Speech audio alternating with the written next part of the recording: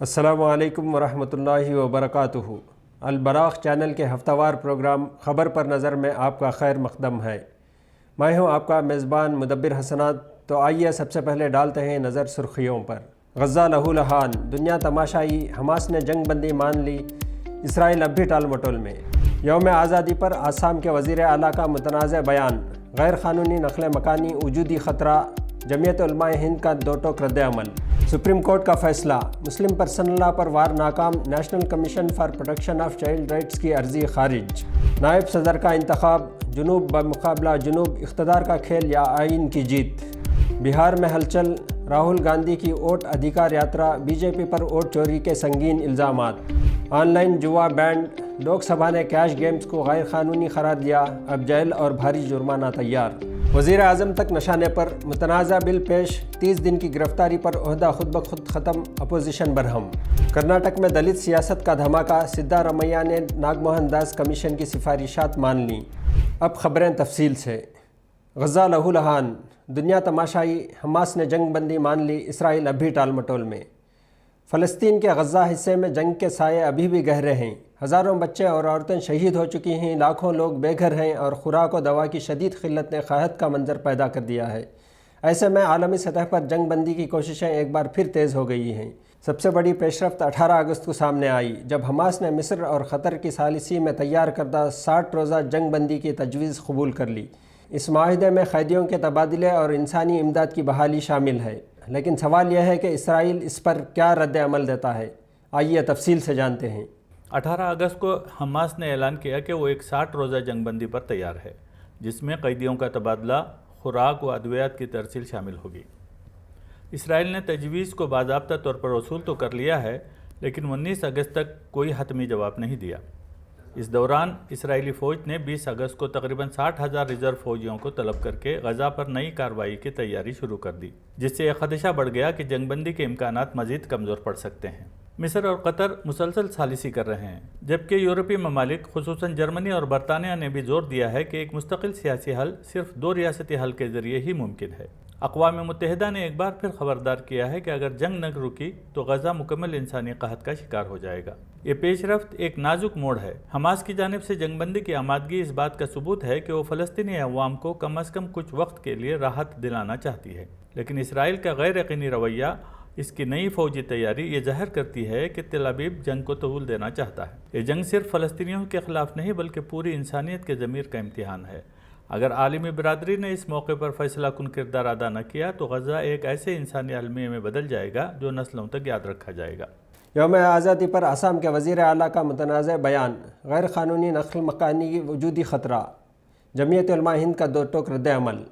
15 اگست یوم آزادی کے دن آسام کے وزیر اعلیٰ ہیمنت بسوا شرما کا ایک بیان ریاستی سیاست میں طوفان لے آیا ہے۔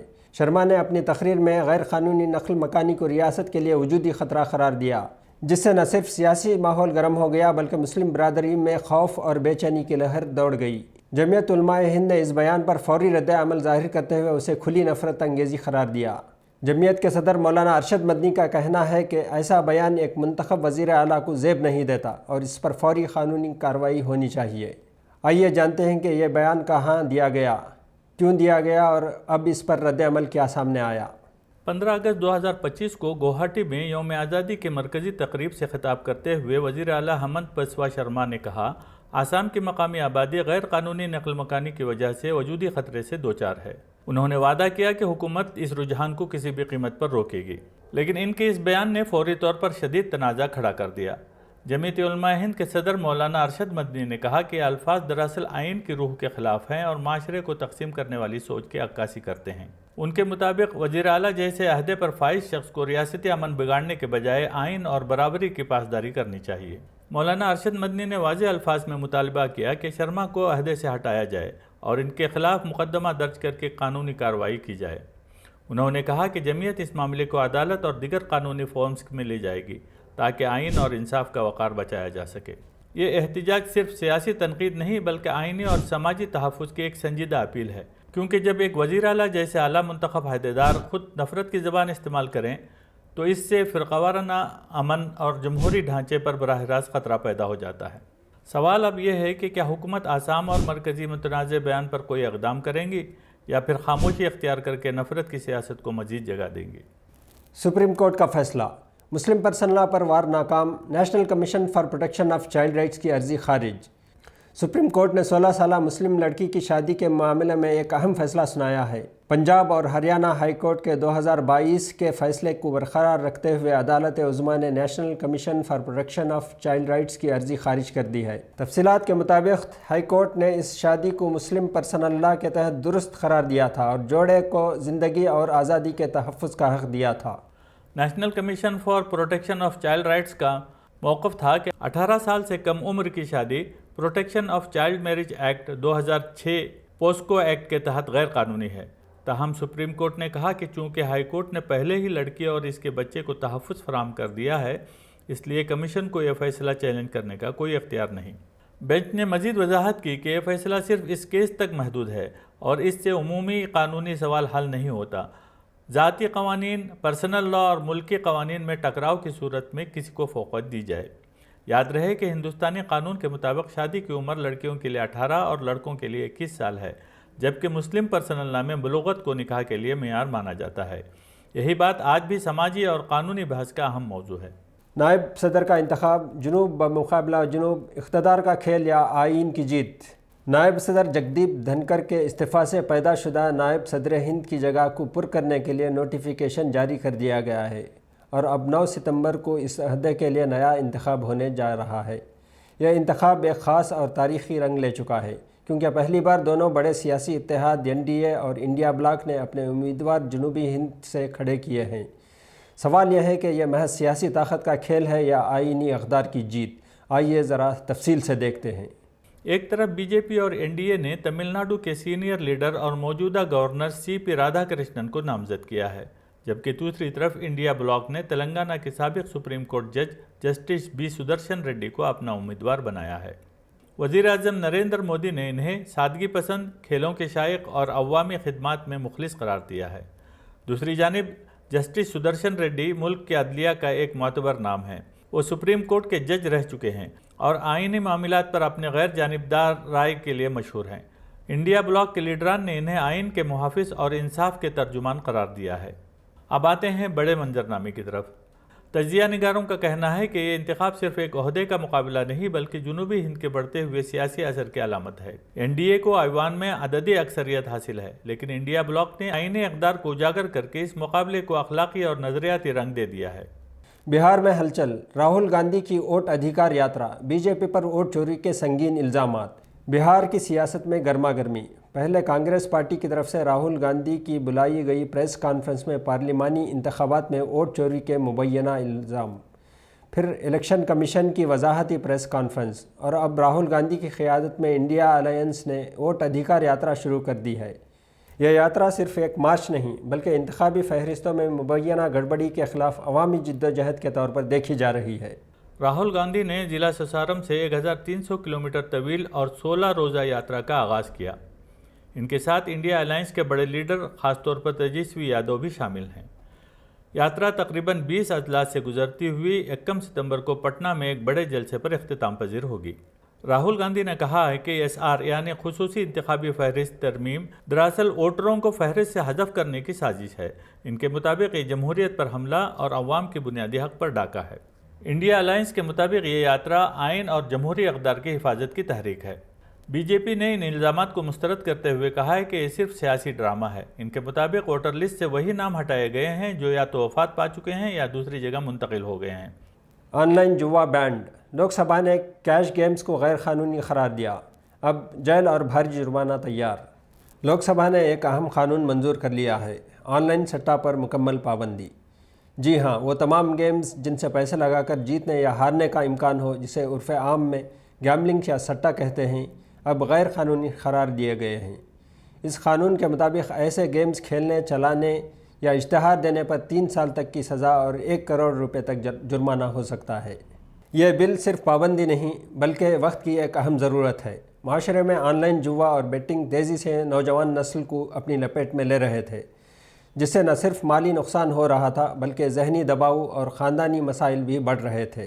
حکومت کے مطابق اسپورٹس اور تعلیمی گیمز کی حوصلہ افزائی کی جائے گی، لیکن ریئل منی گیمز، بیٹنگ اور جوا جیسے پلیٹ فارمز پر مکمل پابندی ہوگی۔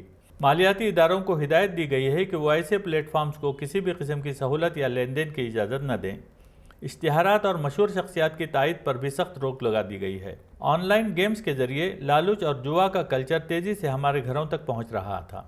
سب سے زیادہ متاثر ہونے والے طبقے وہی ہیں جو پہلے سے کمزور ہیں: مزدور، غریب اور نوجوان، خاص طور پر جو محدود وسائل کے باوجود ان جالوں میں پھنس رہے تھے۔ یہ قانون اس خطرناک رجحان کو روکنے کے لیے ایک ڈھال ہے۔ اگر سختی اور دیانتداری کے ساتھ نافذ کیا گیا تو یہ نہ صرف نوجوان نسل کو مالی تباہی سے بچائے گا بلکہ صحت مند ڈیجیٹل سرگرمیوں کی راہ ہموار کرے گا۔ وزیر اعظم تک نشانے پر متنازع بل پیش، 30 دن کی گرفتاری پر عہدہ خود بخود ختم، اپوزیشن برہم۔ پارلیمنٹ میں ایک نہایت متنازع بل پیش کیا گیا ہے جس نے جمہوریت کے مستقبل پر سنگین سوالات کھڑے کر دیے ہیں۔ اس بل کے مطابق اگر وزیر اعظم، وزیر اعلیٰ یا کوئی وزیر گرفتار ہوتا ہے اور 30 دن کے اندر ضمانت نہیں ملتی تو اس کا عہدہ از خود ختم ہو جائے گا۔ حکومت کا دعویٰ ہے کہ یہ قانون شفافیت کے لیے ہے، لیکن اپوزیشن کا کہنا ہے کہ یہ صرف مخالفین کو کچلنے کا نیا ہتھیار ہے۔ پارلیمنٹ میں اپوزیشن کی شدید تنقید کے بعد اس قانون کو جوائنٹ پارلیمنٹری کمیٹی کے حوالے کر دیا گیا ہے۔ لوک سبھا میں پیش کیے گئے اس بل پر اپوزیشن نے سخت اعتراض کیا۔ ان کا کہنا ہے کہ حکومت آئین میں ترمیم کر کے ایک طرح کی آمریت مسلط کرنا چاہتی ہے۔ راہل گاندھی نے اسے جمہوریت کا قتل قرار دیا، جبکہ ایم کے اسٹالن نے کہا یہ آئین کے لیے سیاہ دن ہے۔ اسد الدین اویسی نے کہا کہ یہ قانون دراصل اپوزیشن کو بے دخل کرنے کی سازش ہے۔ اہم بات یہ ہے کہ یہ قانون بظاہر سب پر لاگو ہوتا ہے، چاہے وہ وزیر اعظم ہو یا وزیر اعلیٰ، لیکن اپوزیشن کا خدشہ یہ ہے کہ برسر اقتدار پارٹی اس قانون کا غلط استعمال کرے گی، کیونکہ ایجنسیوں کے ذریعے اپوزیشن رہنماؤں کو نشانہ بنایا جا سکتا ہے، اور جب گرفتاری کے 30 دن گزر جائیں گے تو ان کے عہدے خود بخود ختم ہو جائیں گے، چاہے مقدمہ جھوٹا ہی کیوں نہ ہو۔ یہ بل بظاہر احتساب اور شفافیت کے نام پر پیش کیا گیا ہے، لیکن اس کے سیاسی مضمرات نہایت سنگین ہیں۔ برسر اقتدار کے پاس پہلے ہی ایجنسیوں کا طاقتور ہتھیار ہے: سی بی آئی، ای ڈی، انکم ٹیکس کے چھاپے۔ اگر یہی ادارے اپوزیشن وزیروں کو گرفتار کر لیں اور 30 دن تک ضمانت نہ ملے تو وہ از خود اپنے عہدے سے محروم ہو جائیں گے۔ یہ جمہوریت کے توازن کو بری طرح متاثر کرے گا۔ اپوزیشن کا موقف ہے کہ بی جے پی کے اپنے وزیروں کے خلاف ایسے اقدامات شاذ و نادر ہی ہوتے ہیں، لہٰذا یہ قانون ایک سیاسی ہتھیار بن سکتا ہے۔ اس سے صرف مخالفین کو نشانہ بنایا جائے گا، اور اقلیتوں، دیگر پسماندہ طبقات کے لیے اس کے اثرات اور بھی شدید ہیں، کیونکہ ان کی نمائندگی پہلے ہی محدود ہے۔ اگر اپوزیشن کی قیادت کو اس طرح کچل دیا گیا تو پھر اقلیتوں اور محروم طبقات کی آواز دب کر رہ جائے گی۔ کرناٹک میں دلت سیاست کا دھماکہ۔ ریاستی حکومت نے ناگ موہن داس کمیشن کی سفارشات کو معمولی رد و بدل کے ساتھ نافذ کرنے کا فیصلہ کر لیا ہے۔ کرناٹک میں ایک اہم پیش رفت۔ وزیر اعلیٰ سدھارمیہ نے اعلان کیا ہے کہ حکومت نے جسٹس ناگ موہن داس کمیشن کی سفارشات کو ہلکی سے ترمیم کے بعد قبول کر لیا ہے، جن کا تعلق شیڈولڈ کاسٹ کے لیے اندرونی ریزرویشن سے ہے۔ ذرائع کے مطابق جسٹس ناگ موہن داس کمیشن کو خاص طور پر یہ جانچنے کے لیے بنایا گیا تھا کہ ایس سی برادری کے اندرونی ریزرویشن فراہم کرنے کی قانونی حیثیت کیا ہے۔